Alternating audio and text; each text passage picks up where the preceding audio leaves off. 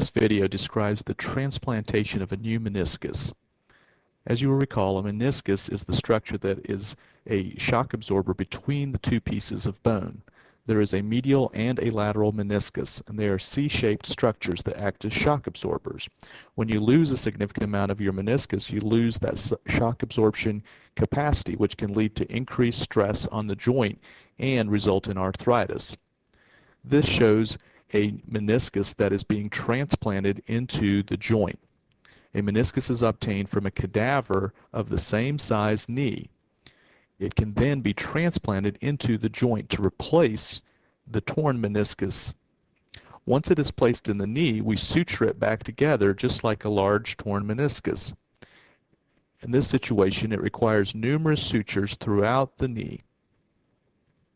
It can be performed arthroscopically, although an incision does have to be made on the back of the knee in order to pass these sutures and tie them down.